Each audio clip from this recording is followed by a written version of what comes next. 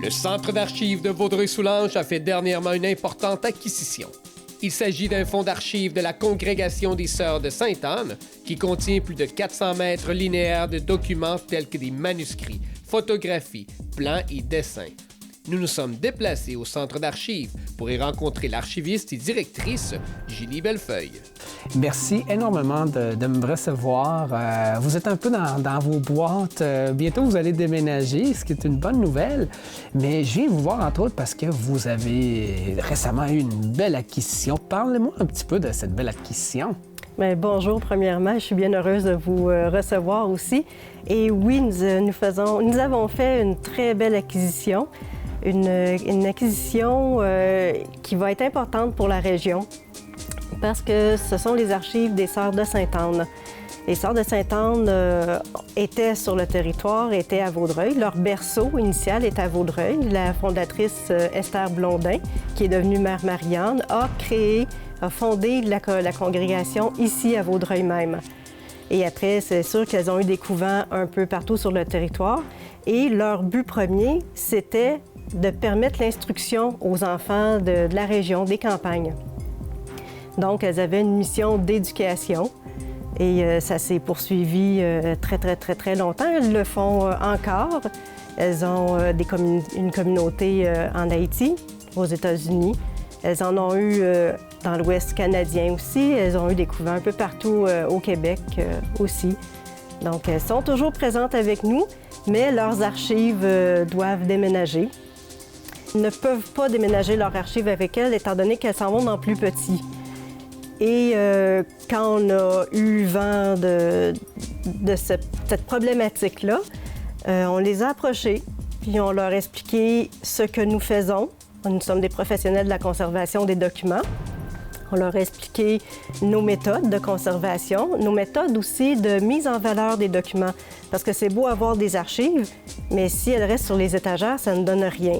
Donc, il faut les mettre en valeur, permettre au public de les connaître afin de connaître le passé de la région, de connaître en même temps leur propre histoire. Donc, c'était intéressant. Et après plusieurs discussions avec la supérieure de la congrégation et avec les membres de leur CA, nous en sommes arrivés à une conclusion qui était que les archives seraient peut-être bien au centre d'archives de Vaudreuil-Soulanges parce que de un, on est capable de les conserver. De deux, on va être capable de les mettre en valeur. Et de trois, on est un centre d'archives agréé aussi. Donc, reconnu officiellement par Bibliothèque et Archives nationales du Québec, comme quoi on respecte des normes pour la conservation. Et donc, quel type de documents on trouve dans ces archives? Beaucoup de documents textuels, il y a des documents photographiques aussi, des enregistrements. Et en parlant avec l'archiviste qui est présentement au Centre d'archives des Sœurs de Sainte-Anne, j'ai pu avoir aussi, parce qu'on s'intéresse toujours à qu'est-ce qu'on acquiert. Donc, elle me parlait que oui, il y a des dossiers sur chacune des sœurs, naturellement. Il y a des plans, des dessins ou des informations sur les différents couvents qu'elles ont eus. Il y a de l'information sur leur activité. Entre autres, elles avaient un studio d'art.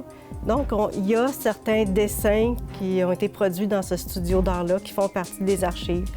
On voit aussi le cheminement scolaire de certains étudiants, étudiantes surtout. On peut voir aussi leur programmation, leur planification scolaire. Donc, c'est toutes sortes de documents là, qui touchent autant à l'art, au milieu scolaire, au milieu social. Donc, beaucoup de photos aussi quand elles étaient en mission. On a des cartes postales aussi qu'elles s'écrivaient ou qu'elles recevaient des membres de la famille. Et j'ai bien hâte de le parcourir, pas en entier parce que ça va prendre énormément de temps, parce que le fond est très volumineux. C'est pratiquement 400 mètres de longueur de documents. Si on les met bout à bout, c'est pratiquement 400 mètres. On a pu penser à acquérir ce fonds d'archives-là parce qu'il est très volumineux, parce qu'on déménage dans un nouveau local qui a déjà été annoncé, qui est l'ancienne Caisse des Jardins à Saint-Polycarpe. Donc, l'espace va être là. On va avoir des salles dédiées exprès pour la conservation des archives.